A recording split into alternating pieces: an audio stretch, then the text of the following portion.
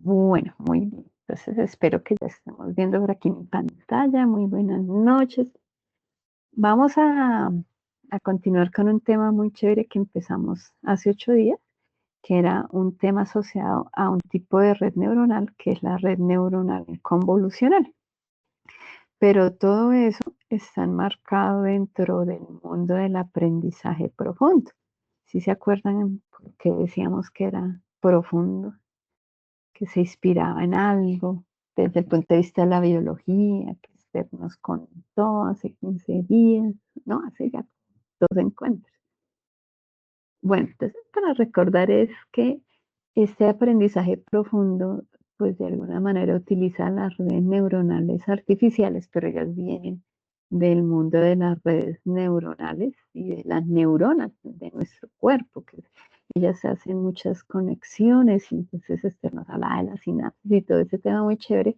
Y nosotros decíamos que cuando desde el punto de vista de redes neuronales artificiales, hablábamos de redes que tienen muchas capas, ¿se acuerdan de las capitas que están representadas por las conexiones entre los circulitos que representan como tal las neuronas?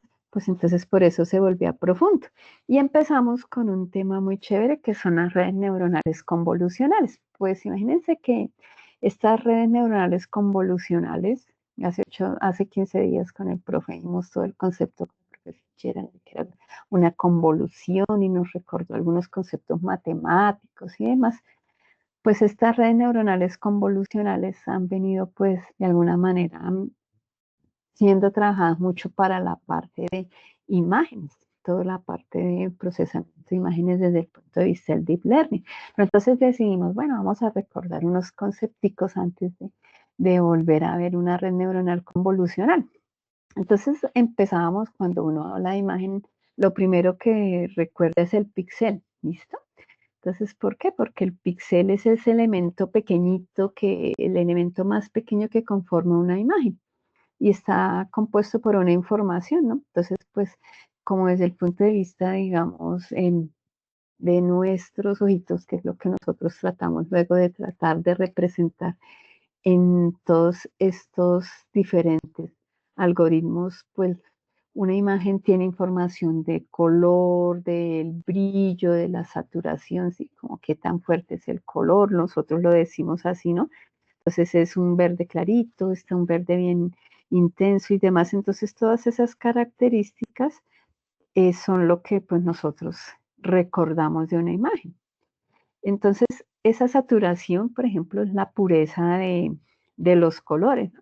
Entonces uno ve unos colores muy vivos, entonces dice, uy, no, ese color rojo está muy vivo. Entonces es algo que desde el punto de vista de imágenes nosotros lo llamamos como que tiene alta saturación, ¿no? Son colores como intensos, como brillantes. Diferente, por ejemplo, un gris, como este grisecito, que el grisecito pues ya son como un color más apagado, ¿no? Entonces allí ya los colores tendrían baja saturación, no son tan brillantes, por ejemplo, respecto a este color naranjita que estoy mostrando. Estos son colores más brillantes. Otra cosa que uno ve, por ejemplo, precisamente la información del color y demás. Y entonces, si nosotros hemos oído en alguna parte de nuestra historia de las imágenes en los computadores, pues eso se representa en numeritos, porque finalmente con números es que nosotros hacemos diferentes operaciones a nivel de algoritmos. Por eso él tiene un número entre 0 y 255 el píxel. Y entonces la imagen digital lo que hace es tener un conjunto de píxeles. Y pues habitualmente una imagen se representaría así, ¿no? Así quiero decir en forma de matriz, entonces tendría una información de píxeles allí. Pero entonces existen diferentes tipos de imágenes con las que se trabaja a nivel de procesamiento de imágenes y demás. Entonces, unas son las imágenes de nivel de gris, y esas que nosotros pues vemos por allí. Entonces, los píxeles en estas imágenes de nivel de gris tienen una intensidad mínima de negro y una intensidad máxima de blanco, y ahí van unas tonalidades de grises, ¿sí? Entonces ellos manejan el negro, el blanco y grises, entonces esto es lo que nos representa una imagen a nivel de gris. Eh, por ejemplo, en todo lo que es esta parte de imágenes, muchas cosas se pasan primero a gris, si el color no es relevante para algo. Entonces, porque es más, ahorita la vamos a ver, la representación es un poco más, ¿cómo decirlo? Menos compleja. Otro tipo de imágenes son imágenes binarias. Pues entonces, en una imagen binaria, un píxel, que es ese que nos da la información de la imagen, toma dos valores. Entonces, o es negro o es blanco. Entonces, negro o es blanco y así como aquí estamos viendo o tenemos un cuadrito negro, entonces pues es negro. El cuadrito podría ser también blanco. Acá como en esta manito hay unos deditos negros y en una parte de la mano en blanco. Entonces la imagen binaria puede tomar o negro o blanco. También pues hemos visto algunas por ahí, ¿no? Y la imagen a color, que es la más usual, la que nosotros, por ejemplo, tenemos en nuestros teléfonos celulares, la que encontramos cuando navegamos y demás. Entonces, cada píxel almacena información de un color, cada píxel, y los colores pues se representan en diferentes espacios de color, que era algo que el profe nos comentaba hace 8 días, hace 15, perdón. Entonces, el más conocido es el espacio de color RGB, o sea, donde nosotros estamos representando los colores basados como en esos colores fundamentales del rojo, del verde y del azul. Y dependiendo qué cantidad de rojo, qué cantidad de verde, qué cantidad de azul haya, entonces da un numerito, que son los colores RGB, que nosotros vemos por ahí, digamos, como con numeritos. Y hay otro espacio de colores que está basado es en la tonalidad, en la saturación, lo que decíamos ahorita que tan puro cercano, y su valor. Entonces es ese espacio de colores HSB, pero casi que lo más usual, lo más estándar para nosotros es encontrar imágenes en espacios de colores RGB. Y entonces, como ya dijimos que nuestra imagen es digital y que nosotros tenemos que almacenarla para efectos de poder hacer otras cosas, procesamiento de imágenes, operaciones aquí en Deep Learning, entonces ellas se van a representar en una matriz y dependiendo si es binaria o de color, pues guardará, digamos, cada campito celda aquí de la matriz un valor. Entonces, si es binaria, ya hemos dicho que o es negro o es blanco. Entonces, el 0 son negros y el 255 blancos. No va a tener más, o es blanco o es negro, literalmente. Entonces, esta es una imagen binaria.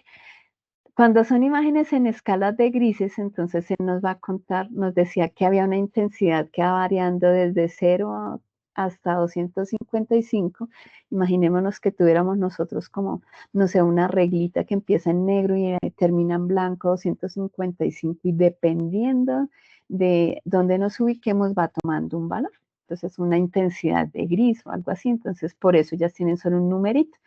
Puede ser un valor entre 0 y 255, que es esa intensidad.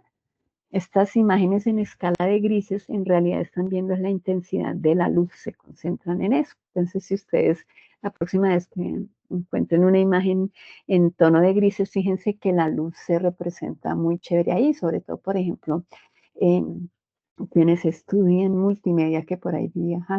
Entonces, claro, en multimedia y en toda la parte de fotografía y demás, la luz toma un aspecto fundamental allí. Entonces, pero eso solo lo percibe uno, digamos, de una manera muy representativa cuando está viendo escala de gris.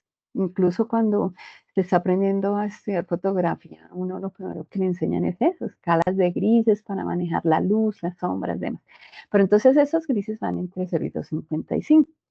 Y lo otro es la imagen a color. Como ya habíamos dicho, puede ser imagen RGB o la otra imagen HCB, pero entonces supongamos que si es RGB, cada valorcito va a tener un valor entre 0 y 255 de qué tan R es, qué tan G de green y qué tan blue de azul.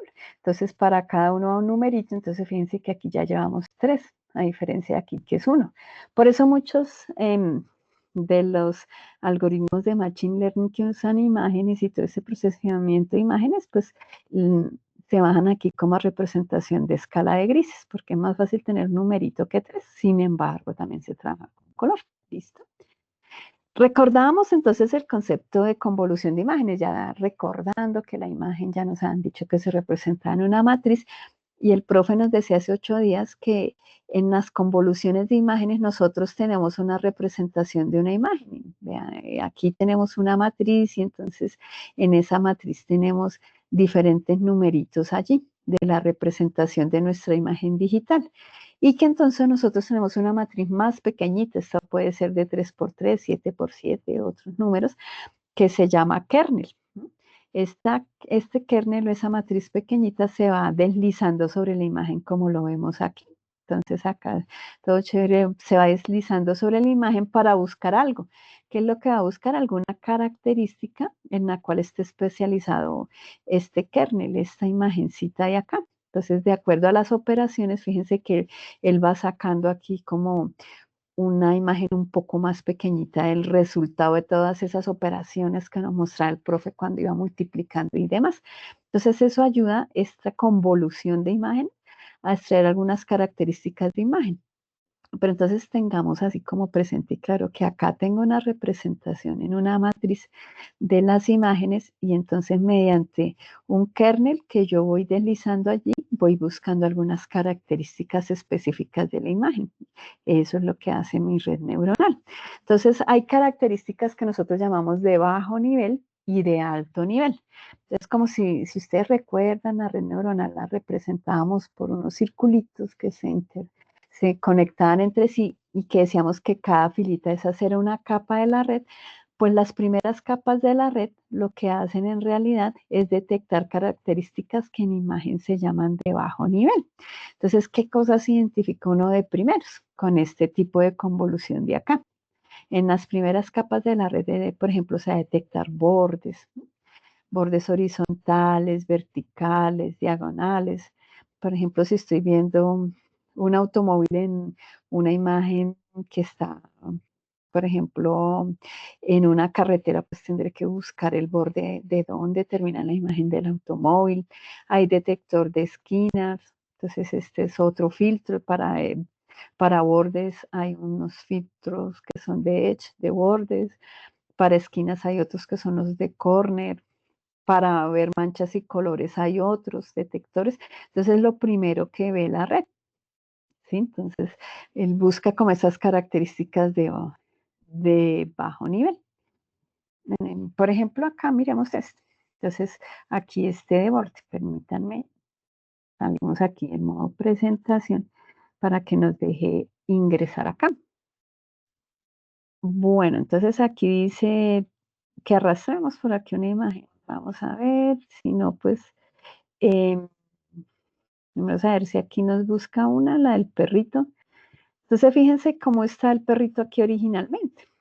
El perrito está, ¿dónde está nuestro perrito? Por acá, el perrito. El perrito está así. Entonces, aquí está la imagen de nuestro perrito. Sí, pero entonces, fíjense que él tiene aquí un fondo, aunque la imagen originalmente, si nosotros nos damos cuenta, pues el fondo está desenfocado. O sea, quiere decir pues prácticamente estamos viendo la imagen del perrito, no estamos viendo por allá, se ve algo como de color verde, suponemos que puede ser pasto, un árbol, pero pues no se le ve bien la forma. Y aquí tenemos nuestro perrito, entonces una de las primeras tareas que uno hace a bajo nivel es esto, detectar bordes, lo que yo les decía. Si yo quiero separar el perrito del fondo, entonces hago esto. Entonces, ese filtro que me detecta los bordes me haría algo más o menos así. Y fíjense que dentro de la misma imagen también tiene bordecitos, ¿no? Si estoy mirando dónde están los ojitos, aquí está el borde, sí, dónde está la naricita del perro está acá, ¿sí? Entonces acá donde está como toda la parte de las orejitas acá, esos son algunos tipos de filtros que él permite acá. Y aquí pues viene aquí algunos filtros particularmente para bordes, algunos como que son más intensos, fíjense este, y bueno. Entonces, esto es como para que comprendamos que esas son de las primeras cosas que haría una red. Primero detectar el borde como para poder, sí, si yo le voy a mandar buscar un perrito, entonces lo primero que tendría es dentro de una imagen tratar de buscar los bordes de un animalito a ver qué es. También cosas de bajo nivel, por ejemplo, este que es un típico ficto gaussiano, que ese sí lo hemos visto, es como muy usual para nosotros, que es ese que va dando como un desenfoque, como si, entonces como que, fíjense acá, como que la imagen se va volviendo borrosa. Entonces, puede ser que lo necesitemos para algo, desenfocar acá. Pero pues no somos nosotros los que lo decidimos, sino es la red. Entonces esas primeras características, por ejemplo, de generar estos bordes y demás, es lo que haría la red de primeras. Entonces, esas características de bajo nivel, entonces aquí otra vez volviendo a nuestra imagen de la convolución, en las primeras capas estaría buscando bordes y esas cosas. Luego pasa a característica, bueno, en esas de bajo nivel. Entonces, pues como él tiene que ir aplicando allá en lo que vimos en nuestra imagen anterior, es que él va pasando un kernel, o sea, esa matriz pequeñita que va sobreponiendo sobre la imagen, pues hay algunos kernel particulares, por ejemplo, este de bordes, por ejemplo, para bordes verticales, la matriz o el kernel de 3×3 tiene esto, unos valores positivos, aquí el 0, el negativo. Para bordes verticales, para bordes horizontales hay otro, para este desenfoque que vimos, por ejemplo, este es otro, y así. Entonces hay digamos, esos filtros como tal, ya están como definidos dependiendo de la operación que uno quiera hacer. O sea que ese filtro que va acá desplazándose, esa matriz ya dependiendo de lo que quiera hacer, el kernel ya tiene un valor predeterminado. ¿Qué pasa? Que entonces, por ejemplo, estos de 0 seguramente en el resultado darán un 0 y pues eso implica otras cositas que vamos a ver. Después de que hemos visto esas de bajo nivel, o sea, lo que son bordes y eso, vamos a ver esquinas y eso, vamos a ver cosas de más alto nivel. O sea, en las capas más densas, o sea, en las capas más profundas, porque si estamos pensando en las últimas capas de la red, serán por allá, las capas del final. Ahí que podemos ver, por ejemplo, textura, ¿no? Por ejemplo, rugosidad, granularidad, uniformidad de la superficie, por ejemplo, para ver pelitos allá en el perrito. Entonces, eso lo haría un detector de una textura. Si estoy viendo un edificio, los ladrillos, ¿sí?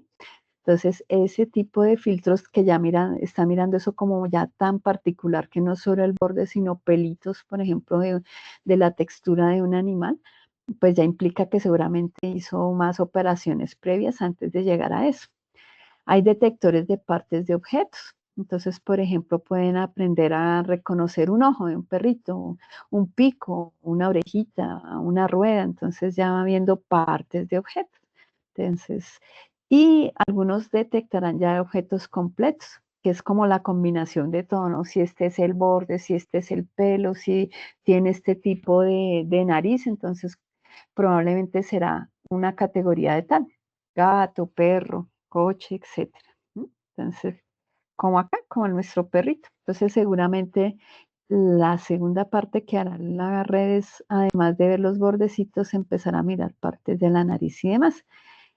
Entonces, ya teniendo en cuenta y recordando esa convolución y lo que va haciendo, más o menos una red convolucional haría esto.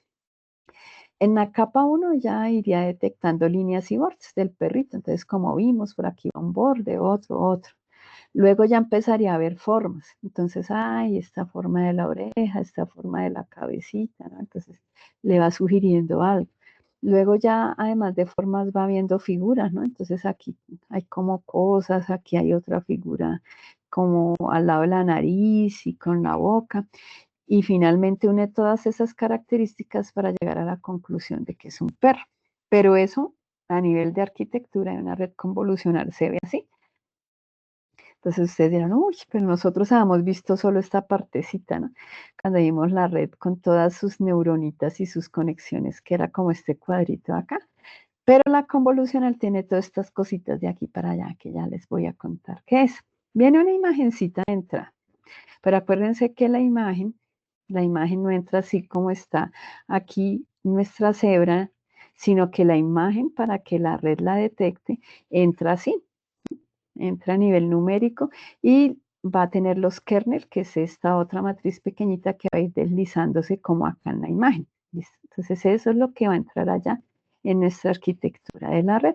Entonces viene la entrada y va haciendo ese deslizamiento del cuadrito acá, cha, cha, cha, cha, cha, cha, cha, o sea, la convolución, que es lo que está haciendo aquí, y resultado de esa convolución, pues seguramente cuando la matriz tiene partecitas o operaciones, esa operación entre las matrices, o sea, la matriz de la imagen al pasarle el kernel y hacer las operaciones, va dejando secciones en cero, no es información relevante para la red neuronal.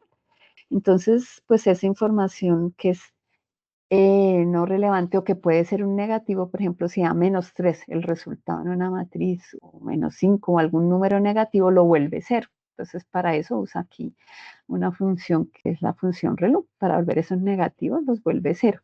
Pero como los ceros, pues en realidad no van a, digamos, a representarle algo de lo que él anda buscando. Imaginémonos acá el del bordecito, que esta convolución está buscando bordecitos aquí de la cebra, pues donde encuentre partes con bordes, como en esta parte, devolverá unos, pero por aquí en el centro.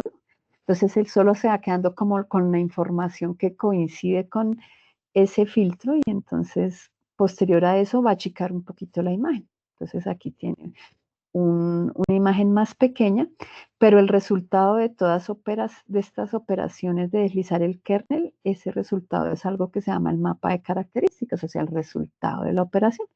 Entonces, fíjense que aquí la imagen está más pequeña, pero tiene más cositas hacia atrás, o sea, tiene más mapas de características de acuerdo a los kernel que se aplicó, el del borde, el desenfoque, todos esos. Digamos, esa imagen un poco más pequeña, como digamos lo más compacta y con información más significativa, que seguramente no será esta cebra, sino partes de la imagen con los bordes, pues vuelve y se pasa otra vez a otra convolución. Entonces aquí pasaríamos otra vez a convolución y le volvemos a pasar nuestros filtros y vuelve y él genera aquí un resultado que son otros mapas de características y va comprimiendo la imagen. Entonces la imagen cada vez se va volviendo más pequeña, pero como va haciendo tantas operaciones de convolución, se va volviendo con una información más significativa.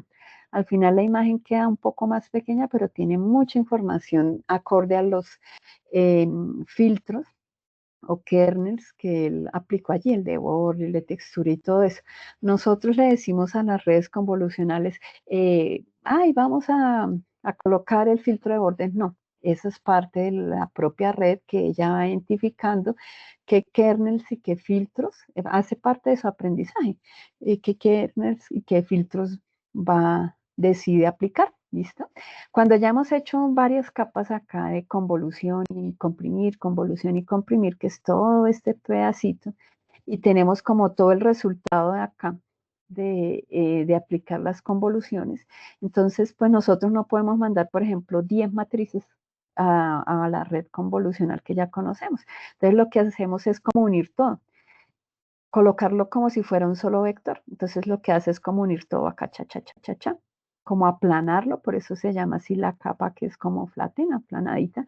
Entonces todo eso lo vuelve un vector. Entonces el resultado de toda esa imagen y de las convoluciones sale un vectorcito y ese vectorcito es el que entra a esa red neuronal, llamábamos multicapa, la que vimos al inicio de toda esa parte de Deep Learning, donde habían aquí varias neuronitas, que son estas bolitas.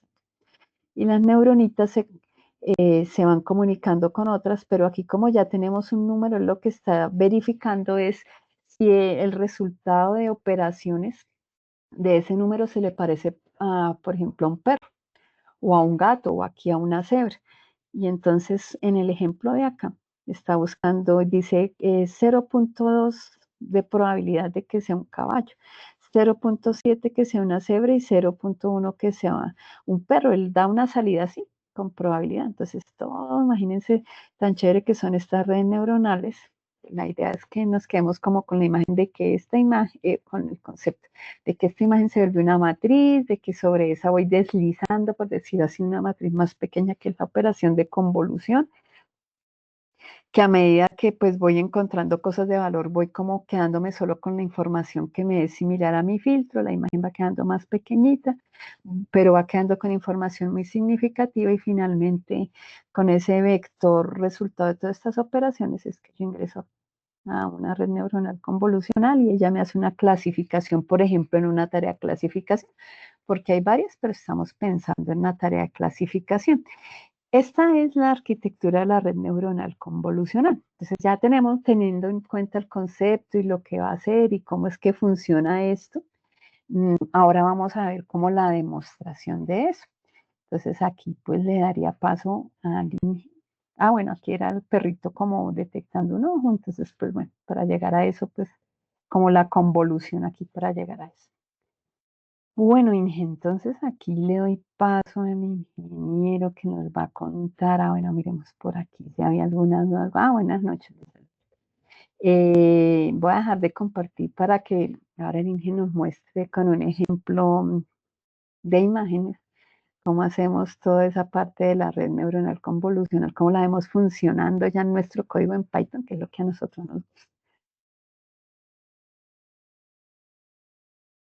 Listo, Inge. ¿Estás listo? Bueno, antes de llegar a a las redes convolucionales, recordar que nosotros habíamos estado trabajando o representando mejor las, las imágenes con matrices. Vimos el concepto eh, y decíamos que cada posición de esa matriz nos estaba indicando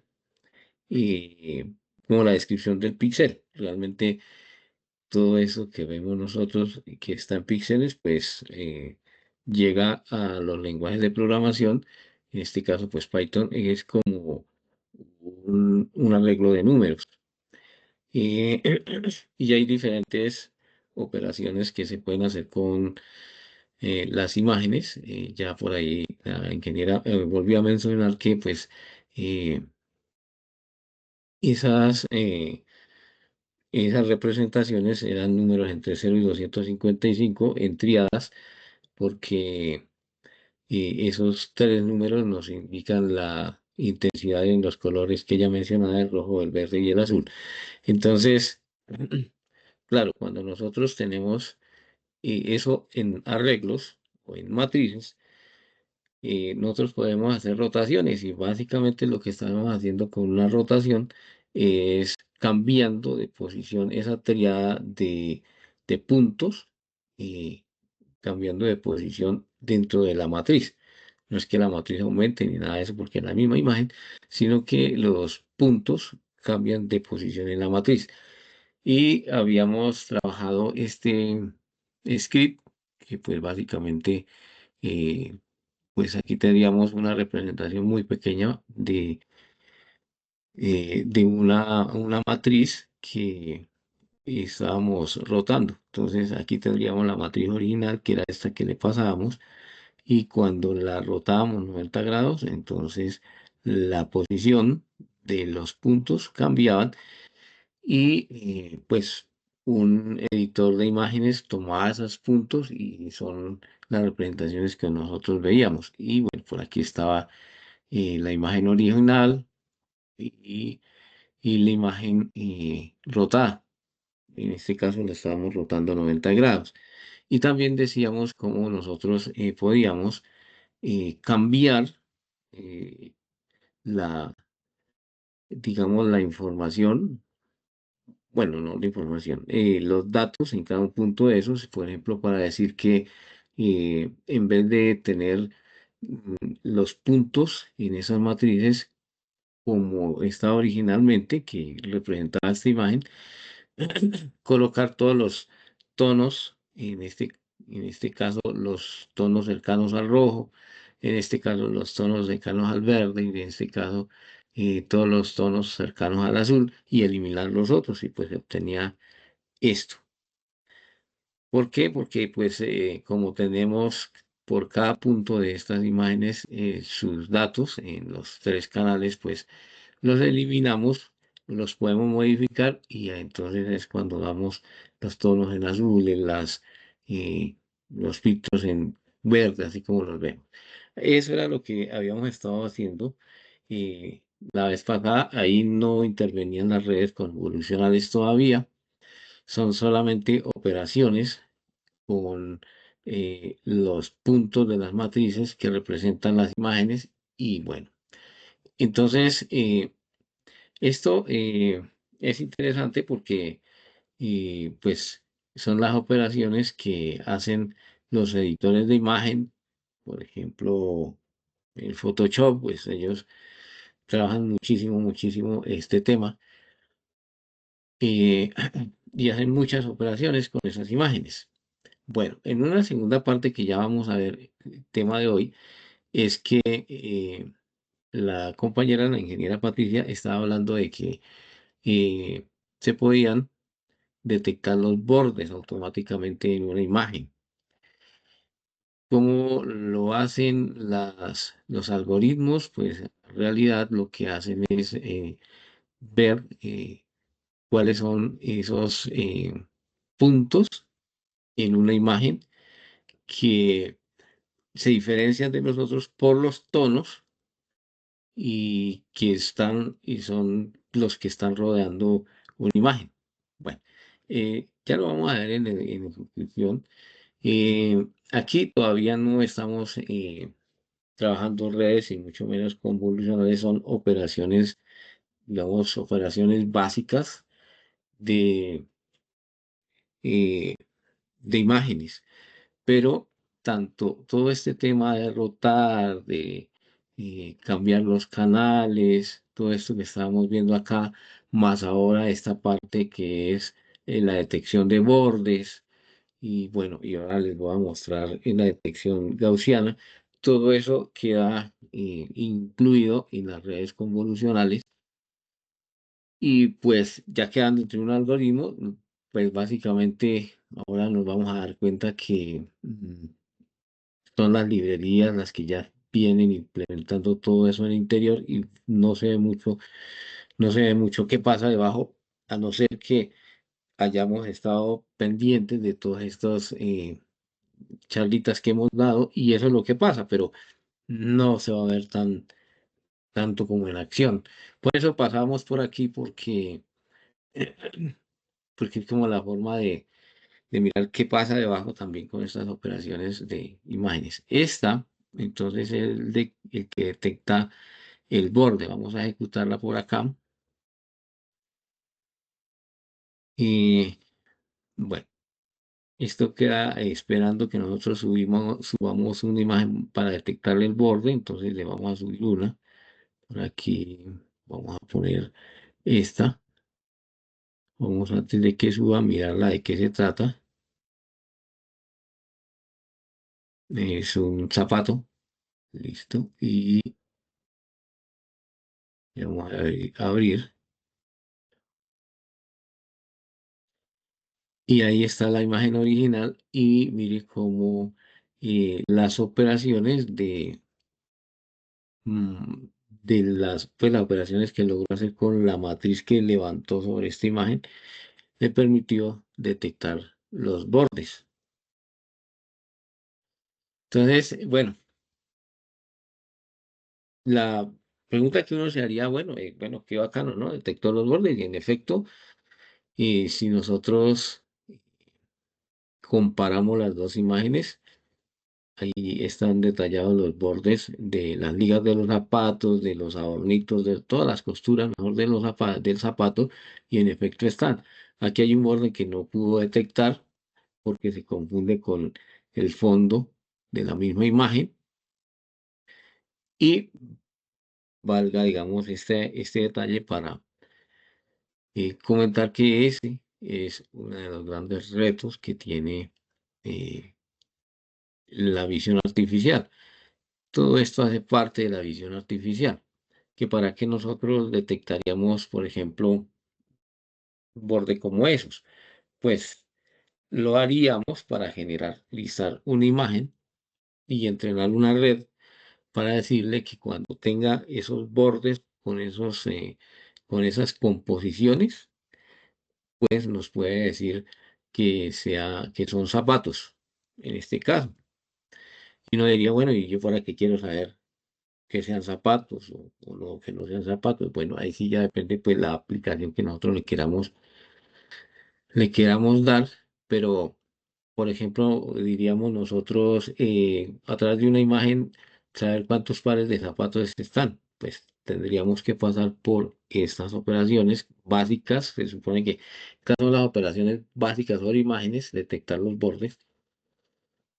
para poder contar, por ejemplo, eh, con un alto nivel de detalle, revisar la calidad de esos zapatos sin hacer, sin hacerlo nosotros visualmente, sino darle ese trabajo a una red entrenada para que nos detecte si hay anomalías en, digamos, de calidad, porque tendríamos un patrón estándar, compararíamos contra ese patrón y pues, podríamos detectar, digamos, eh, productos que no cumplan contra esa plantilla o contra ese patrón, y pues ese trabajo ya lo harían las redes convolucionales, pero partimos de acá. Entonces, digamos, bueno, hay otra cosa aquí que vamos a comenzar a hacer desde ahora. Acá en el grupo, en este semillero, tenemos estudiantes que tienen necesidades especiales para el acceso a la información, mm, mm, que utilizan, en el caso de Miguel, pues él utiliza el subtitulado, pero tenemos también una condición especial, y es que por lo menos un estudiante no está viendo esta imagen, sino se la está imaginando por lo que nosotros describimos. Así que ahora que vayamos a hablar de imágenes, vamos a dar la mayor descripción que podamos para que ella o esa persona o ese estudiante pueda comprender qué estamos diciendo. Así que eh, si nos demoramos detallando una imagen y qué está pasando con la imagen, es eso lo que estamos haciendo. Que pues a través de lo que nos escuchan podamos ver qué está pasando con la imagen. Entonces, eh, es eso. Listo. Un par de cositas aquí con respecto al código. Eh, una de esas cosas es que hay una librería que se llama CB2. ¿M? Es una librería abierta que está especializada en el tratamiento de imágenes. Todas estas otras, pues en realidad son auxiliares. Algunas de esas nos va a permitir subir el archivo, otras graficarlos, ponerlo allá en imagen, pero eh, la que, digamos, manda con todo este tema de las operaciones con imágenes es CB2. Entonces,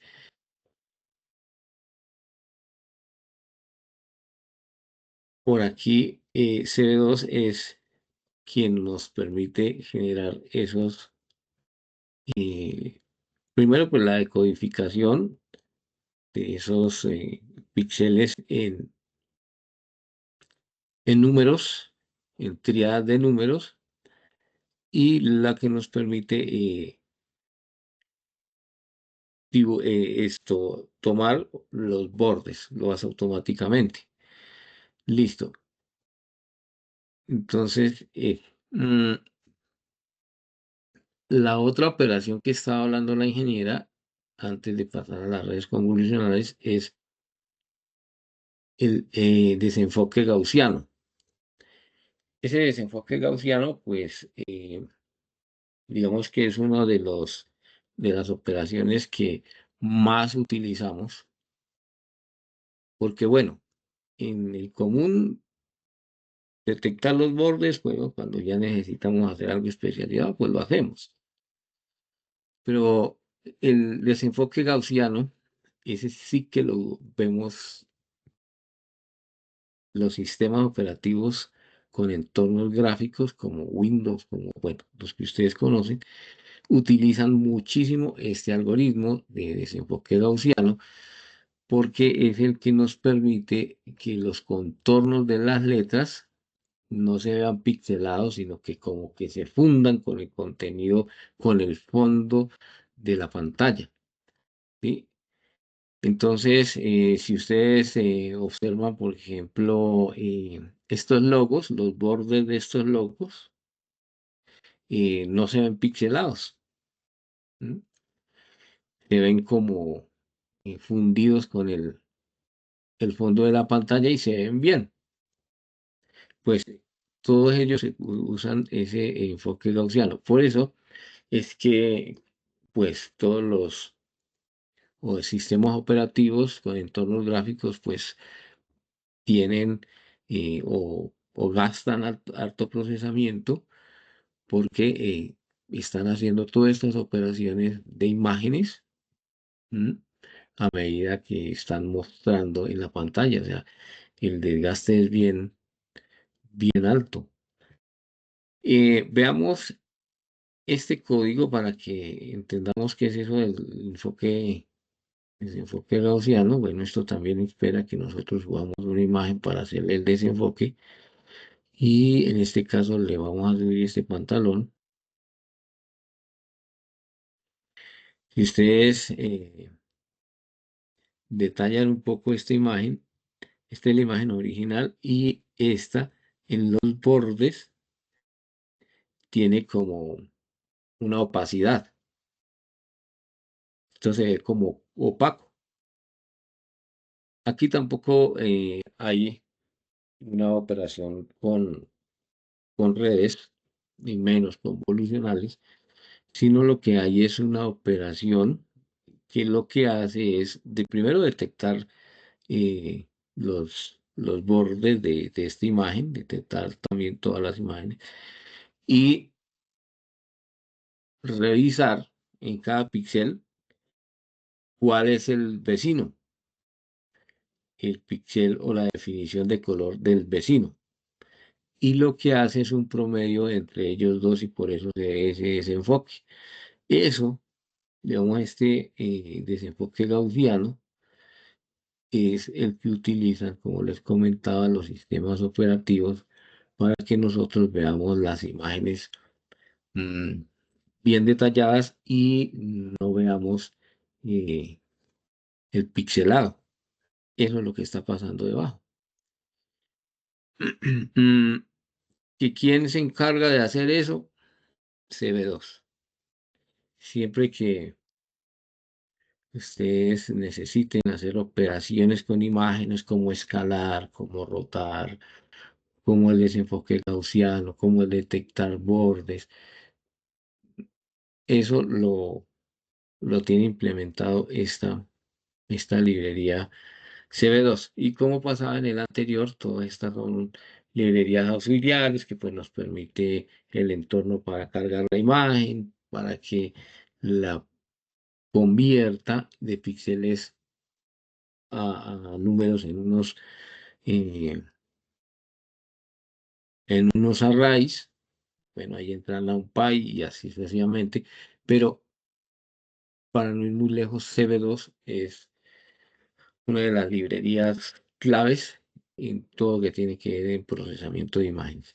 Listo, y entonces así ya tenemos, digamos, como tres operaciones básicas que se pueden hacer con imágenes. Todo esto hace parte de edición artificial, son las bases. Y ahora sí, vamos con todo esto y con lo que nos contaba la ingeniera a una red convolucional. Bueno, esta red Profe, convolucional, sí, qué pena, antes que siga, ¿me podría mostrar, por ejemplo, en el código del borde, en qué parte ahí ellos van numerando paso por paso? Uno, dos, tres, creo que arribita, hacia arriba. Y hay uno que dice la parte del borde donde está, donde se implementa o se utiliza pues el CBO de la librería, más abajito, aquí está el más 2, abajito. Ujú. Ahí dice verificar, más abajo. y aquí codifica. Aquí lo pasa a escala de grises. Ah, dices, ajá, aplicar el factor. Y La quinta está. es, Este es el que le hace Este es el como tal, borde. ¿cierto? Sí, la función es cani. Ah, ok, Cami sería la de borde, Sí, esa es la para que hace llamar esa, digamos. bueno, Y en la de Gaussiano, ¿cuál sería la línea ahí? Esa misma línea, ¿cuál sería? en los Ah, gaussianos. is the code. Aquí, Abajito, la quinta. acá, el Gaussian Ah, Blues. Blur es como también lo que eso estaba pensando, justo esa palabra, la que utilizan en los Sí, celulares para hacer como el desenfoque en algunas. exacto. Sí, Sí, ya. esa es la operación que, pues primero coge los bordes y lo detecta y después, pero lo curioso es que mm, él lo que hace es averiguar cuál es la intensidad o la decodificación de los píxeles vecinos Ujú. y los promedia. Ah, listo. Listo. Es lo que, Gracias. vale. Y Bueno, el tour era, por ejemplo, ahorita que veíamos el perrito. O sea, el perrito está como en primer plano y el fondo no lo veíamos bien. O sea, sabíamos que el perrito había algo verde allá de fondo, pero tal vez era un pasto, una montaña, no sabemos. Entonces, ese es el que estamos usando aquí en este momento el ingeniero, que es el desenfoque, o sea, ese blue. sí, sí, todo esto del tema de, se han visto que ahora los celulares pues traen editores de imágenes, claro, pero también traen ahora unas funciones de inteligencia artificial para trabajar con imágenes. Pues en realidad, debajo lo que está pasando es la aplicación de todas estas librerías que ya están o ya estaban hace mucho tiempo. Lo que sucede es que ahora sí los celulares tienen un poco más de capacidad de procesamiento y se pueden implementar. Antes pues era un poco complejo, pero es todo esto lo que está pasando allá debajo. Bueno, iba a mostrar ahora, o voy a mostrar ahora este trabajo con las redes convolucionales. Eh, este que vamos a hacer en realidad es digamos que es como un mal ejemplo de lo bien que funciona. ¿Y por qué es mal ejemplo? Porque falla mucho. ¿Por qué falla mucho?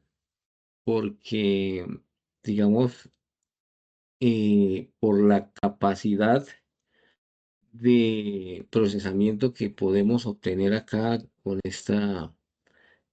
con este entorno que nos prestan de Google, no alcanzamos a hacer mucho, sino pues algunas implementaciones, pero pues desgraciadamente es uno de los temas cuando trabajamos con redes convolucionales que ocupan demasiado procesamiento.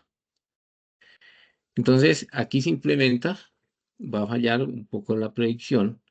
Ahí tenemos otro, pero en realidad eh,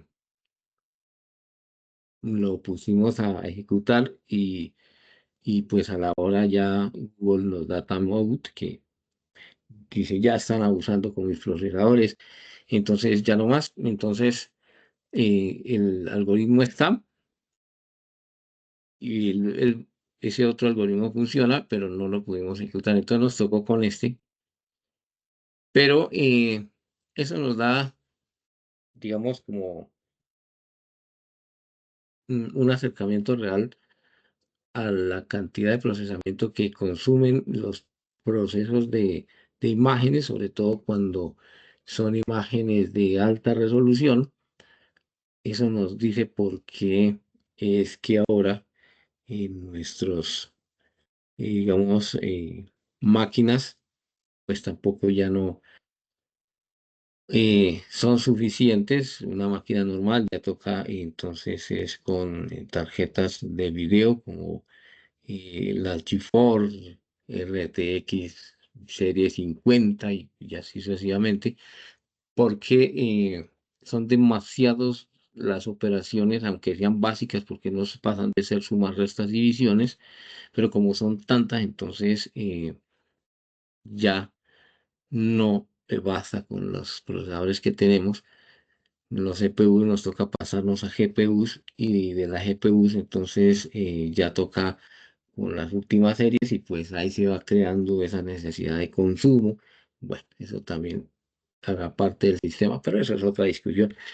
Por ahora, aquí está implementada, lo vamos a hacer con imágenes en blanco y negro, lo vamos a hacer con imágenes pequeñitas y aún así, pues no logramos muy buenos resultados. eh, pero pues nos sirve para saber cómo funcionan. En primer lugar, pues ya entonces no hablamos de CVE, porque esa librería es para las operaciones de las imágenes. Esas funcionalidades pues ya están incluidas en una librería mucho mayor que es esta de TensorFlow. Entonces, TensorFlow pues es la que nos permite ya implementar esas redes neuronales. Mm, Bueno, de TensorFlow, pues es lo bueno de todo esto que ha venido pasando es que tanto CB es una librería abierta, TensorFlow también es una librería de código abierto y TensorFlow ahí viene porque fue creada por los gigantes de los gigantes, en este caso pues es Google. Eh, si a medida que vamos metiéndonos en todos estos temas, ustedes dicen, hay cierto monopolio, sí, hay cierto monopolio, porque todos estas implementaciones pues requieren mucha capacidad de procesamiento que pues normalmente uno no tiene en casa y si lo tiene que pagar pues es costoso. Entonces, lo que sí es que, bueno, ellos también pues dejan cierta capacidad de procesamiento con estas herramientas y bueno, TensorFlow la podemos implementar por aquí. Bueno, con TensorFlow está Keras, este que tenemos acá, hace parte de TensorFlow.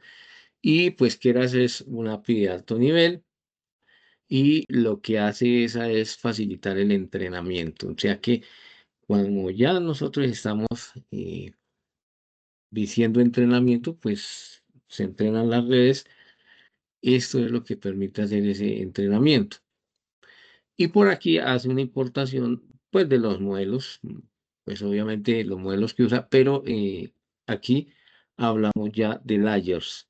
Layers son capas, por eso aprendizaje profundo, porque esto va convolucionando de capas a capas. Ahí en la imagen que tenía ahora la compañera Patricia, teníamos diferentes capas que son estas, que hacen parte de Keras y que a su vez pues hacen parte del TensorFlow, que es la biblioteca grande que hace todo esto.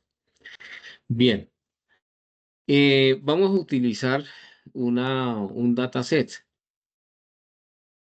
Vamos, yo creo que en la siguiente parte, hablar un poquito de los datasets. Aquí los vamos a usar.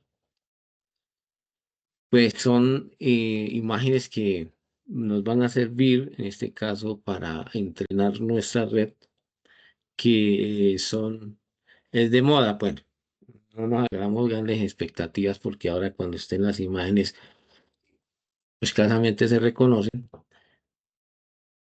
pero es porque no tenemos la capacidad de tener imágenes de mucha resolución, porque si no nos quedamos entrenando esto por ahí unas 3 horas y no nos alcanzaría el día. Pero ¿qué quiere decir esto entonces? Es que resulta que Keras, pues para digamos, como parte de lo que provee para que nosotros aprendamos a usar y para que tengamos una idea de cómo es que se deben armar los datasets, pues tiene algunos allí que nos permite usarlos y uno de esos se llama así, Fashion MNIST. Y aquí hay algo que permite hacer Python, eso sí ya es implementaciones de Python y pues también de la librería finalmente. Y es que si ustedes se fijan, nosotros aquí tenemos dos variables, esta y esta, pero a esas dos variables con un solo igual le vamos a asignar lo que lee de este depósito de imágenes que tiene Keras. Lo tiene por allí, por acá, ¿sí? Entonces,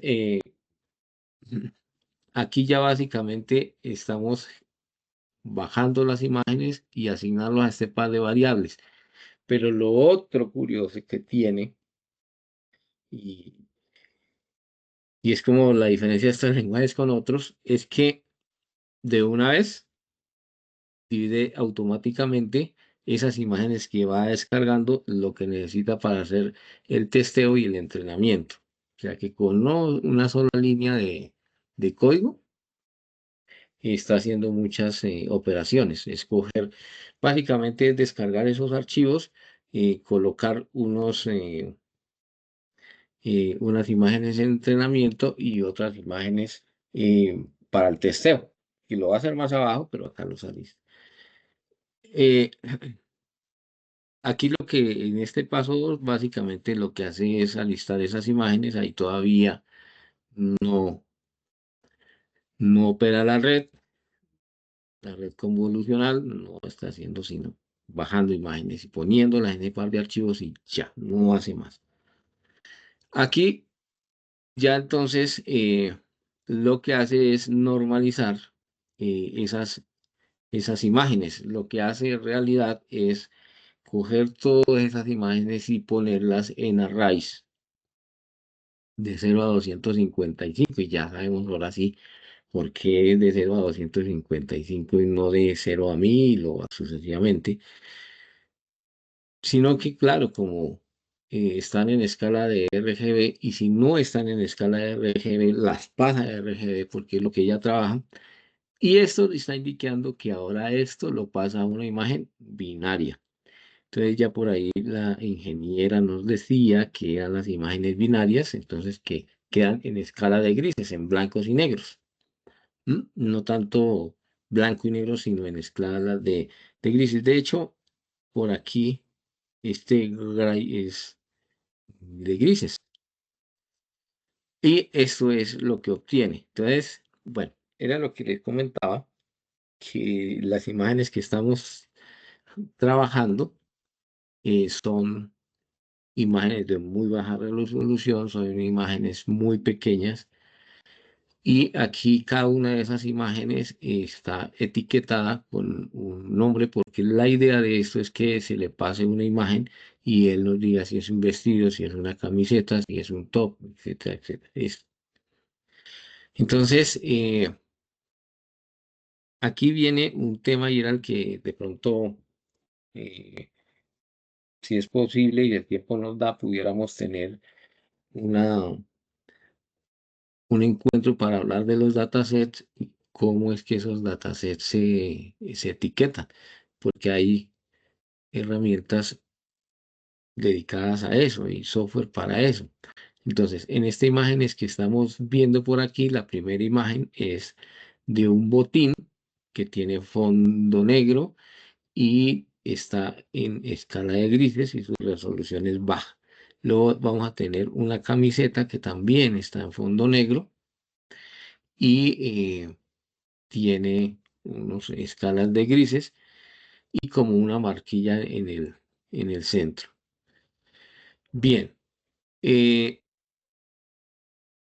eso es lo que se logra obtener. Aquí ya lo que hizo fue generar esos esas matrices, las paso de las imágenes que descargamos, luego ya vamos en matrices y luego aquí sí ya comenzamos a definir la red neuronal. Lo primero que va a hacer es coger todas las imágenes y dejarla de una matriz de 28 por 28, o sea que es algo muy pequeño. ¿Y por qué trabajamos esos valores tan pequeños? Pues porque no hay capacidad de procesamiento para que lo pueda hacer rápido. Todos estos, obviamente, con un poco más de procesamiento y ya con una necesidad como más específica, entonces todos estos valores se pueden cambiar. Y ahí es donde está el trabajo duro porque en realidad no tenemos un manual o una instrucción clara y precisa que nos diga si usted necesita detectar carros y sus imágenes son de tanto por tanto, entonces eh, el input shape para su red debe ser de 50, de 60, de cuánto, ¿no? Entonces, ahí lo que toca hacer es ir afinando, ir, así como se dice en redes, tuneando la red para cuál da los mejores resultados. Esa es una. La otra cosa interesante que hay aquí es ReLU.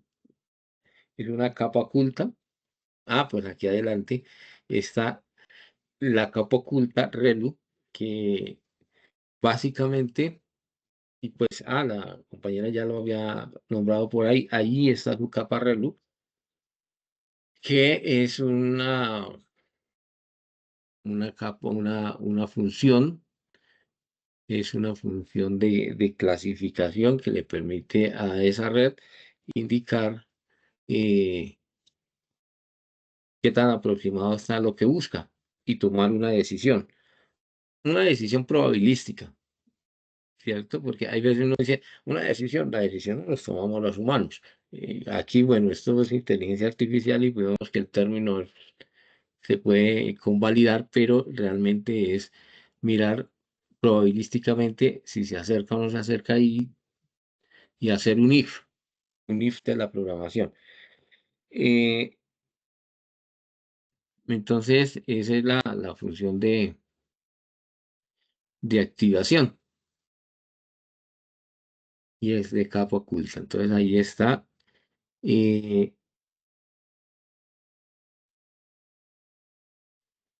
bueno, y ya luego, esto sí, de la compilación, mire, esto ya lo hace, es una función de compilación que hace sobre el modelo. Lo que está pasando allí adentro es ya la convolución, todas esas operaciones que se requieren para que quede un único vector. eh, y aquí en esta parte viene ya es el entrenamiento del modelo. Bueno, el entrenamiento del modelo, aquí vale la pena destacar esta que dice EPOS 5. En este caso, ¿no? Es las épocas en un entrenamiento, es la cantidad de iteraciones que necesitamos para que eh, aprenda la red. Bueno, eso de que aprenda también es que pueda generar unos archivos con una serie de resultados probabilísticos que luego que nosotros le pasemos una imagen, los compare contra ellos y tome una decisión probabilística qué, en qué la puede clasificar. Entonces, ¿qué necesita para entrenar el modelo? Pues necesita los datos de entrenamiento, los X-Train y los Y-Train. Básicamente es las matrices que salieron de tomar las imágenes y convertirlos en sus respectivos valores entre 0 y 255. Es eso lo que le toca hacer. Entonces, ¿Y por qué trae X-Train y Y-Train? Bueno, X-Train trae los números y Y-Train trae las etiquetas, porque de todas maneras se necesita saber esas matrices y se parecía a una de las clases que estaban definidas por aquí arriba, que son botines, camisetas o camiseta tobo, vestido. Entonces, claro, él necesita saber en Y cuáles son esas etiquetas. Eh, ¿Qué más tenemos aquí? El batch size. El batch size son el que define las muestras del entrenamiento. Va a tomar lotes de A64. Es un número bajito, pues sí toca bajito porque como les digo, aquí ponemos, digamos, agrandar todos estos valores, pero eso implica procesamiento y bueno, no tenemos mucho. Y es eso. Eh,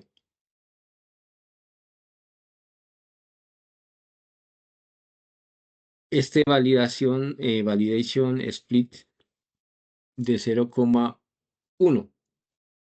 Este es un porcentaje, equivale al 10%, 0,1 es del 10%, y él lo está utilizando para dejar una reserva de datos sin utilizar para luego utilizarlos como validación.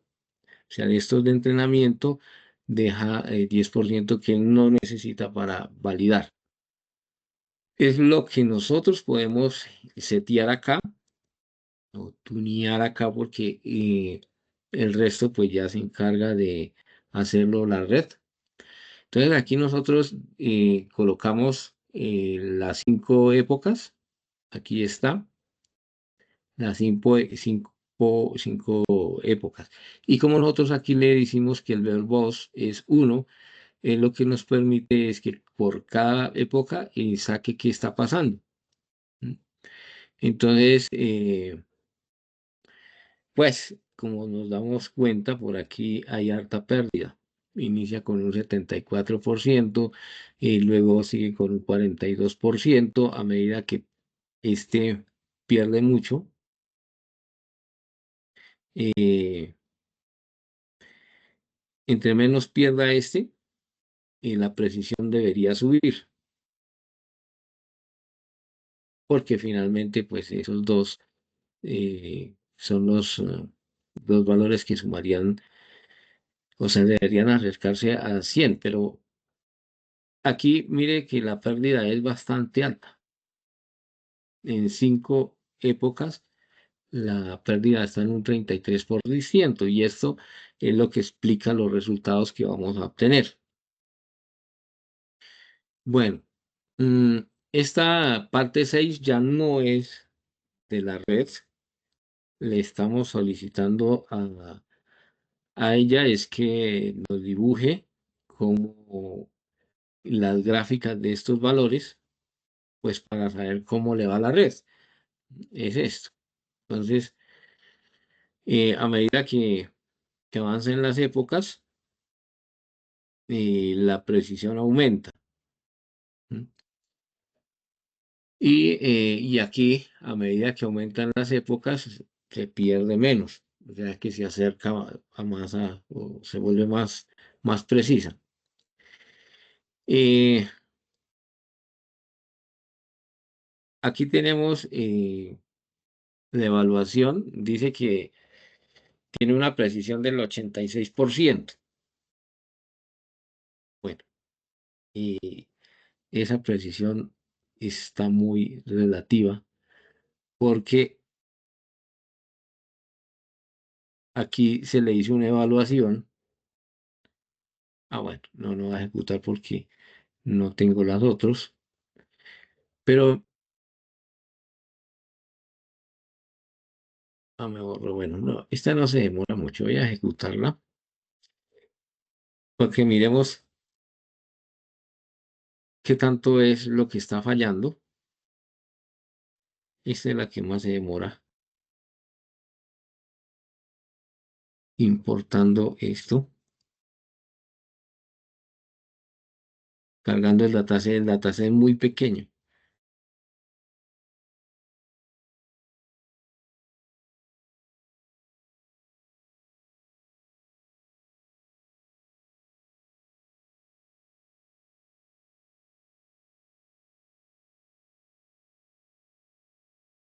Class name.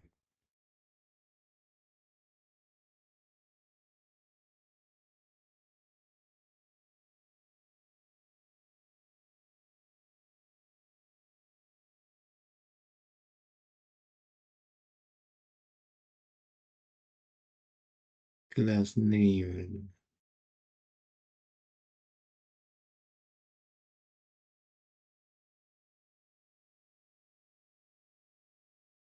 A este le falta un pedazo.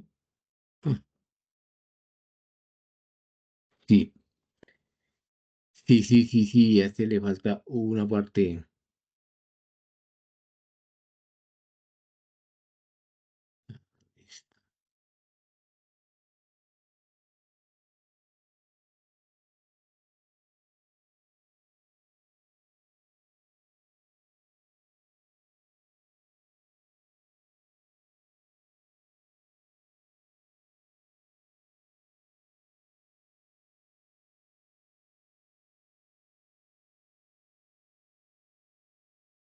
Y a este le falta un pedazo. Claro. Le falta esta que es la clasificación de las, son las clases de la red. Vamos a buscarlo por acá. Permítame. Y-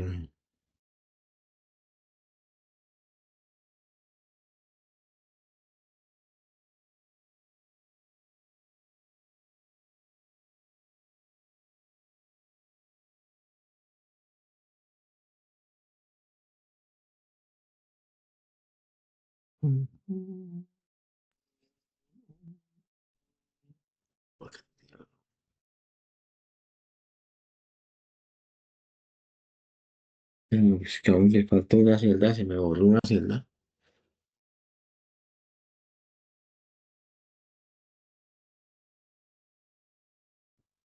¿En cuál de todos? El de las clases no le falta y no las clases, ya la buscamos.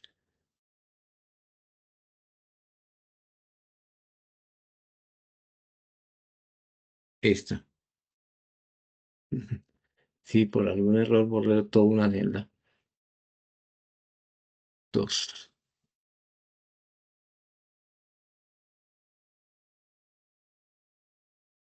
Ujú. En la celda completa es todo esto.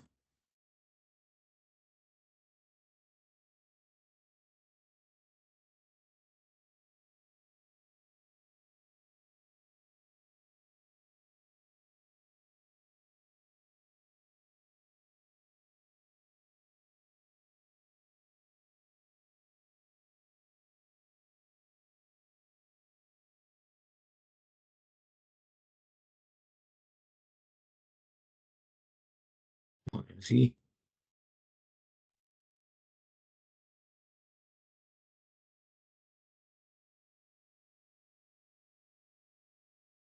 eso. Mira, es que seguramente cuando lo estaba trabajando, borré esta parte. Mira, esta es la que nos permite hacer las clases en lo que él va a tratar de clasificar las imágenes en una de estas clases. Ahora sí, ahora sí, vamos acá. Aquí es donde hace el entrenamiento del modelo.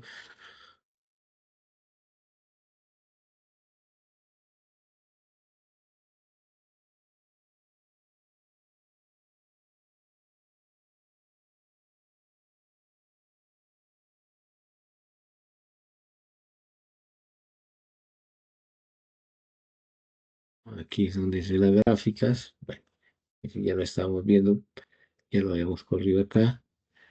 Y esta es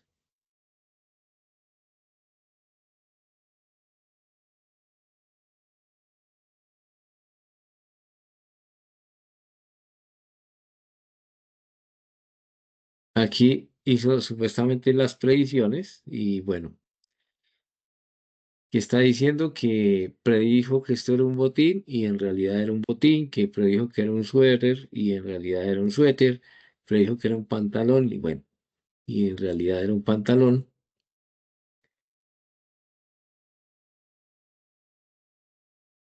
Y aquí están las, digamos, las épocas, no, las ocasiones en que se equivocó. Confundió una sandalia con una zapatilla, confundió una sandalia con un botín, confundió un suéter con un abrigo, y predijo que era un abrigo y era un vestido, predijo que era una camiseta, top, y, y en realidad era una camisa. Y aquí están, bueno, ahí se pueden ver todas las veces que se equivocó. Y ahora vamos a la prueba real. Vamos a subirle una imagen. Aquí nos permite subir el archivo. Este es un pantalón y dijo que era un bolso. ¿Por qué pasa eso? Bueno, hay varias razones. La primera razón es que él aprendió poquito. Solo aprendió en 5 iteraciones. Son muy pocas. Para que haya un aprendizaje real, pues por lo menos en las pruebas que hemos logrado hacer, hay que tener más de 100 épocas acá. Y ahí es donde comenzamos a exigir mucho procesamiento y bueno, hay veces no lo hay. Uno es eso. Lo otro que es causa de que haya, digamos, mucha precisión cuando nosotros enviamos digamos, nuestra imagen, es que hay muy pocas imágenes, hay muy poquitas imágenes. Para que haya un buen entrenamiento, toca tener más de 5.000 imágenes. Entonces, que cómo uno logra tener tantas imágenes, realmente hay unas imágenes que son de base, son de las que usted toma de una fuente, y hay unas estrategias para poder aumentar esas imágenes y poderlas, digamos, ampliar, reducir las operaciones de imágenes que les estaba mostrando, rotar 5 grados, 7 grados y así sucesivamente, de manera que cuando recibamos una imagen ya esté entrenado el modelo y sí tenga una similitud probabilística con una de esas que rotamos, una de esas que preparamos y se equivoque menos. Es lo que está pasando en este caso. Sin embargo, esta es la implementación que se hace. Hicimos otra pruebita por aquí, pero desgraciadamente no le iba a ninguna. Pero ustedes dirán, bueno, ¿cómo aquí no se equivocó? ¿Mm? Pues no se equivocó porque estaba trabajando con las imágenes que dejó aparte para hacer la validación. Si sus mercedes se acuerdan, cuando nosotros estamos montando el modelito, por aquí arriba le estamos diciendo que dejara el 10% de esas imágenes que iba a recibir para la validación y contra eso fue que hizo la prueba. Pero en la vida real no es suficiente para que nosotros podamos tener una predicción acertada. Se necesitan muchas más épocas, muchos más datos. Pero bueno,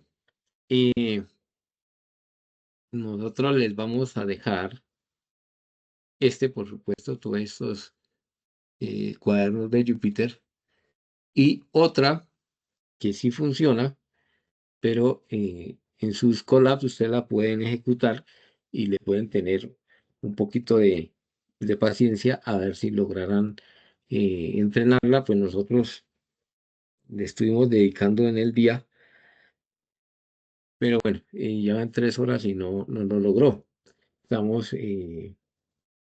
haciendo el intento en una maquinita que nos conseguimos que tiene una gráfica ahora, RTX 500, creo que es la serie 50, a ver si ahí lo logramos. Estamos haciendo eso para experimentar, a ver cuánto se tarda, porque aquí en el Colab pues ya en realidad no te tuvimos más paciencia y no lo dejamos terminar. Pero bueno, por eso hicimos esta más pequeñita para poder eh, trabajarla aquí en la sesión. Pero bueno, esto es, y en esto es que se resume todo eso que la ingeniera y el compañero, el profesor Figuera nos estaba explicando la otra vez.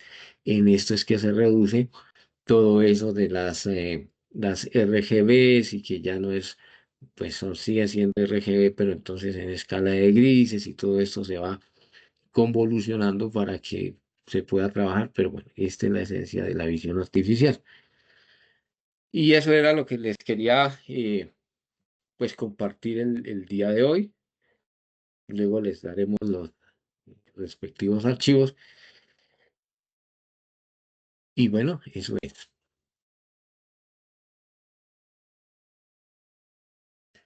¿Qué dice Olmes? Ingeniero, yo he escuchado sobre OpenCV, pues este mundo es como, este campo es bien interesante.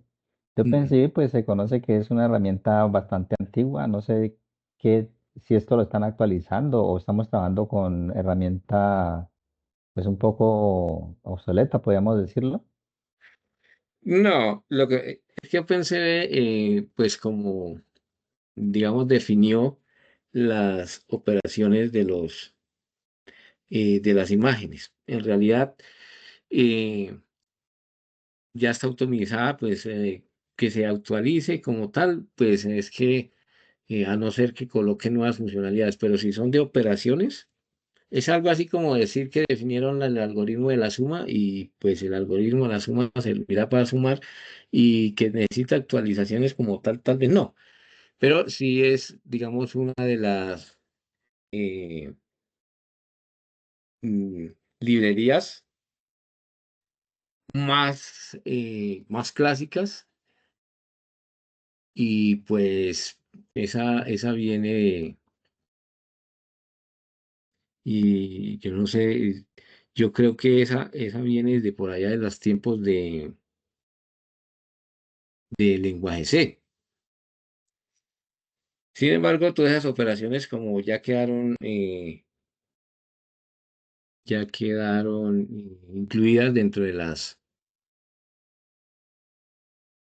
eh, dentro de las otras bibliotecas, pues yo no creo que ya la vayan a seguir actualizando. Yo no sé es qué tan antigua sea. Lo que pasa es que OpenCV, digamos, a ver, hay dos orientaciones. Es el procesamiento de imágenes como tal, por ejemplo, lo que nos muestra el profesor cuando hacíamos una integración estos de imágenes a nivel de matrices. Eso es de hace muchos años. Sí, Ahí toda la base de todo ese procesamiento de imágenes sin redes neuronales, por ejemplo, lo soporta OpenCV. Ahora, lo que pasa es que con el auge alguna vez el ingeniero nos había dicho, digamos, con el auge de cómputo, en el sentido de que tenemos más poder de cómputo y más. Lo de las redes neuronales, que se ha inventado ya hace un tiempito y se ha quedado ahí como en stand-by, se pudo poner en operación. Entonces, cosas que antes se hacían con el procesamiento de imágenes, por ejemplo, estos filtros que les mostrábamos de la convolución a nivel de, digamos, de operación de código y demás, ya se hacían hace un buen tiempito y era un poco más engorroso a nivel de procesamiento de imágenes. Y ahora, por ejemplo, con las redes neuronales convolucionales, como lo vieron, eso casi que lo hace automático. Entonces, de alguna manera, estas son, digamos, las bases o todo el trabajo previo que se hizo antes en la comunidad académica para llegar a las redes convolucionales, que aunque se usan en este momento pues ya tiene auge otras cosas, porque se han optimizado algunos algoritmos de seguimiento, pues cosas que veremos más adelante, algo que se llaman transformers, que de pronto ustedes han escuchado y demás, pero pues digamos, para entender todo eso tenemos que entender qué fue la red convolucional o qué es, porque todavía se sigue usando, y cómo ha venido eso evolucionando en algunas arquitecturas, que algunas son, por ejemplo, partes de una red y luego las entrenan y demás para llegar a cómo vamos hoy en día en toda la parte de imagen. Sí, estaba aquí viendo que esa viene desde 1999 y apareció con C++. Es que hay algo curioso también, es que muchas de esas librerías, y no solamente con OpenCV, muchas pasaron de C++ a Python, pues como son abiertas, y en Python se le ha venido dando mantenimiento y esto, pero esa como tal ha sido tan estándar y tan bien construida, ¿verdad? Que desde el 99 todavía se usa. Pero Imagínense que, por ejemplo, si eso es del 99, la primera red neuronal la mostró un señor que se llamaba Jan LeCun. Les vamos a dejar por aquí yo no había en el nacido. 89. Fue cuando mostró una red que es de unos numeritos, a veces uno busca redes neuronales y le sale la red neuronal de Jan LeCun, que son unos números manuscritos, imagínense, sino que todo eso quedó como en stand-by porque si antes sufríamos por poder de cómputo, imagínense en 1989, cuando muchos de ustedes ni siquiera estaban por ahí. Yo no, no, Entonces ahí, pero bueno, todo sí, esto es como para entender el contexto. sí, es que quería una curiosidad, y es que el de redes neuronales se viene hablando de 43. Yo no había nacido todavía. El problema es que eso estuvo muy estancado, pero básicamente, y es más, los algoritmos existían. Lo que pasa es que no teníamos alcance, pues porque no teníamos computación en la nube y si no tuviéramos en este momento computación en la nube con los equipos que tenemos en la casa, no podemos hacer gran cosa. Eso está eh, demostrado. Nosotros hemos tratado de correr algunas y no, toca con OpenColab o si no, pues ya comprar procesamiento para que le permitan a uno utilizar mejores máquinas. Pero por allá desde todo ese tiempo viene trabajando y aportes grandísimos ese C++. Tiene muchas cosas y C++ todavía se usa mucho y muchas librerías de allá que las está adoptando Python y pues se está robusteciendo con eso, pero vienen de allá y entre esas CB2. Eh, y bueno, esas operaciones básicas como tal, yo no sé si nosotros en la vida real tal vez necesitemos hacerlas, sino que sí son la base de las redes convolucionales y por eso bueno conocerlas, porque mm, hay más operaciones, por ejemplo, recortar una imagen, pero ¿quién de pronto hace un algoritmo hoy día para recortar una imagen? Utiliza un editor y recorta su imagen y ya estuvo. Y si lo necesitan hacer de manera masiva, yo creo que ahí sí recorta digamos, o lo haría de pronto utilizando una red convolucional, pero si no es sino de recortar una imagen como tal, yo creo que terminaría uno en los brazos de CB2 otra vez, porque es una operación básica de imágenes. Pero sí, todo esto es muy curioso, toda la vuelta que han ido dando todo esto. Y si uno se va a los orígenes, llega a toda esta parte y dice, pues obvio, la inteligencia artificial realmente son operaciones matemáticas que fueron aplicadas, en este caso, pues si hablamos de imágenes, pues hay imágenes, pues si hablamos de video, pues bueno, es que finalmente el video es la imagen Mm,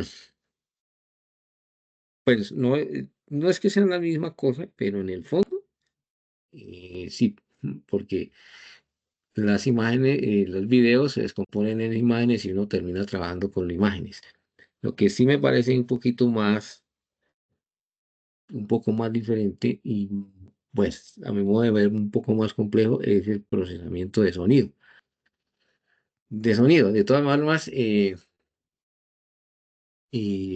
pues ya, ustedes saben que a medida que la gente va generando interés por todo eso, ahí en el centro donde trabajamos se está generando un semillero para trabajar con sonido, precisamente para cubrir este tema y integrarnos con ellos y comenzar a trabajar. Y se hizo sobre sonido porque la idea entonces sería, trabajamos por aquí con imagen y con ese mismo semillero, cuando entre en operación, pudiéramos trabajar sonido para que esto sea más completo. Pero bueno, es la proyección que se ha venido dando gracias a todo esto que hemos venido haciendo y por el interés que ustedes les han puesto, porque alguien dijo por aquí que cómo se trabajaba con el sonido, entonces había un docente que no está en nuestro semillero, pero estuvo presente y dijo, uy, por ahí falta eso, entonces eh, creo que pues vamos a hacer un semillero muy amigo que se va a encargar de esa parte. Pero sí, Olmes, es curioso todo esto, es muy bonito y muy apasionante toda la vuelta que ha dado todo este tema de la visión artificial. Y eso que no miramos otros temas, que por ejemplo el de texto, procesamiento de texto, que también usa mucho de todo esto, pero otras técnicas, otras técnicas Ingeniero, que... allí por Sí. encima uno lo que nota es que hay bastante trabajo por hacer en cuanto a código, ¿no? Porque si yo estoy trabajando con una imagen, por ejemplo, de un cuadrado, no puedo cargarle o gastar recursos agregando imágenes del cuadrado rotado 5 grados. Si lo puedo trabajar bajo software simulando, dando a entender que se puede rotar la imagen sin consumir más espacio de imágenes. Podría ser una buena idea para optimizar el procesamiento. Sin embargo, hay algo que se ha venido volviendo muy popular en cuanto a técnica, que es el data augmentation.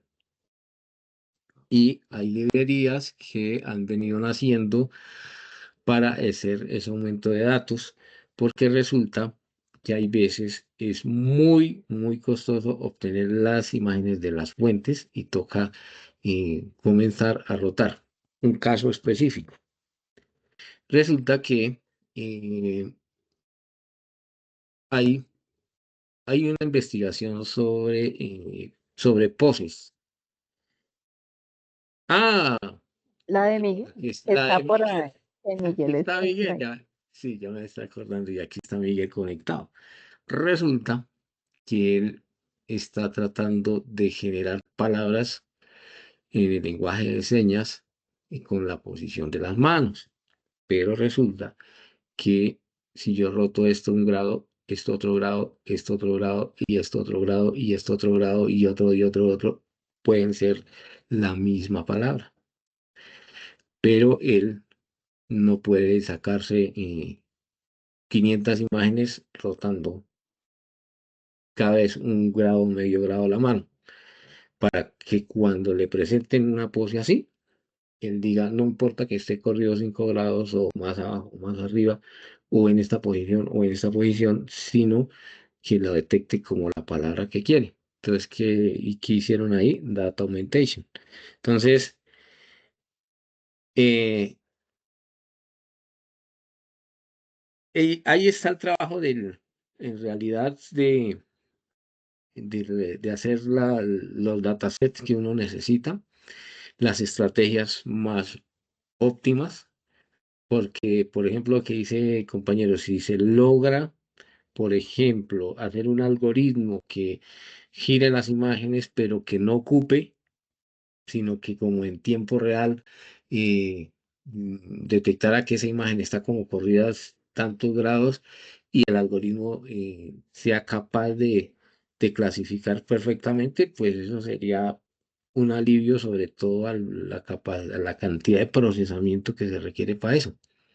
Porque en realidad eso es lo que nos está limitando, pero es que sabe que el problema no está, sí es la capacidad de procesamiento, pero también es que como esto está monopolizado, entonces si usted quiere hacer un proyecto más o menos gigante, pues ya no le sirven los servicios que le prestan gratuitos y tiene que pagar. Y eso come tokens de una manera preocupante que como uno compra, bueno, cualquier cantidad de tokens, pero en ese procesamiento se van muchos. Entonces, ¿qué pasa? Pues que eso es un negocio, así que se acabarán rápido y hay que volver a recargar tokens y eso significará y recursos y así sucesivamente. Para entrenamiento, pues sí, está estos recursos como para hacer ensayos, como para aprender y todo eso, pero ya entrar a producción, grandes niveles, pues ya toca, no sé, porque en los, digamos, con esas tarjetas gráficas de las que uno tiene alcance, un equipito que por ahí con 6 millones, se pueden hacer cositas también, pero igual se queda uno, así como dicen coloquialmente, colgado con procesamiento para proyectos grandes. Bueno, yo creo que de pronto ustedes han leído literatura sobre el tema de los grandes monopolios del procesamiento en la nube que hay. Pero bueno, y lo importante es saber conocer las tecnologías y utilizar y entrenarnos con lo que hay. Y cuando ya estamos en producción, pues estaremos preparados. Y pues si nos vamos a producción es porque eso también nos va a producir, entonces podríamos tener un negocio ahí que nos pueda monetizar, que podamos monetizar. Pero bueno, por ahora, eso es lo que hay. Pues sí, Que, estamos relativamente lejos de poder tener la capacidad de producir un equipo de forma autónoma que ejerza este tipo de actividades, ¿no? Sin consumir servicios. sí, sin consumir servicios, sí.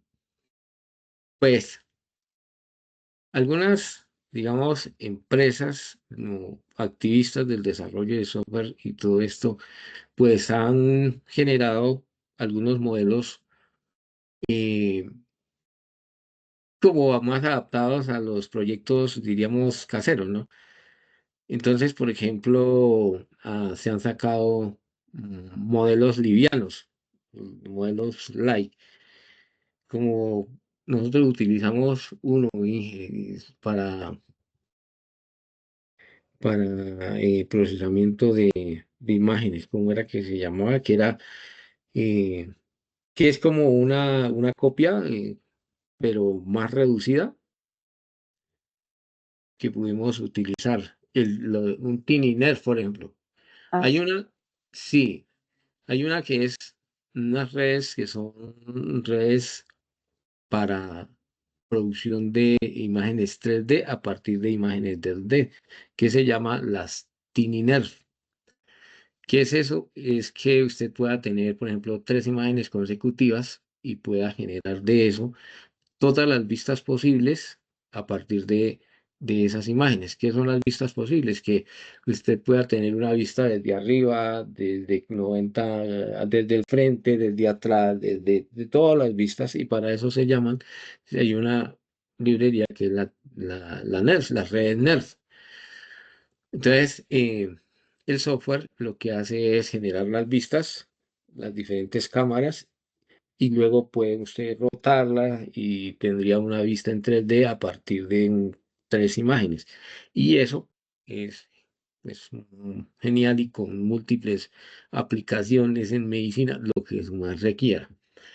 Pero eso no no lo soporta ni siquiera el espacio que le da uno Colab de manera gratuita para poderla hacer. Ni siquiera puede usted correr una época. Aquí corrimos 5, allá no corre una. Entonces, digamos que las personas que son activistas y todo esto sacaron el Tiny Nerf, que lo hace más o menos parecido, no de la misma calidad, por supuesto, pero esa sí se logró correr, por lo menos en una RTX 4050, creo que fue.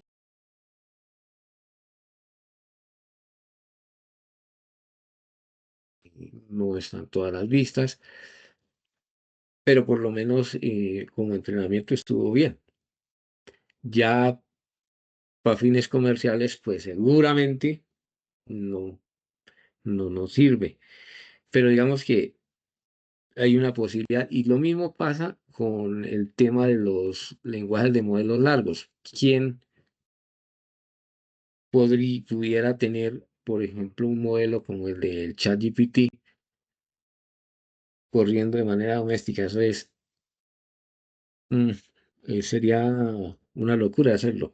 Pero pues por ahí hay un Llama, mm, que es una versión reducida con unos cuantos millones de parámetros, pero por lo menos pues se pueden ejecutar, pues es como la opción que han optado muchas empresas que necesitan sus chatbots sus, o sus bots y son adaptados para las necesidades específicas de esa empresa, entonces se pueden entrenar, pero digamos que nosotros dijéramos, vamos a tener un Gemini y no, no. Escasamente pues tendremos acceso a la API, ustedes ya vivieron la experiencia de todo lo que se sufre, porque tenemos pocos tokens, se acaban los tokens y toca esperar hasta el otro día. Pero lo bueno es que sabemos utilizar la tecnología y cuando la tengamos la posibilidad, pues no será extraño para nosotros, sencillamente la implementamos y está. O sea, es cuestión de estar preparados para eso. Y bueno, y pues ahora vienen los agentes de programación, que ahora sí que no hay ninguno gratis, sino que ya todos son pagando. Pero pues todo esto lo que crea esa necesidad, pues en algún momento programaremos uno y pagaremos algo para poder probar y estar preparados en el uso de las tecnologías. Es como lo que desde la academia se puede hacer. Pero sí, esto es un mundo muy chévere.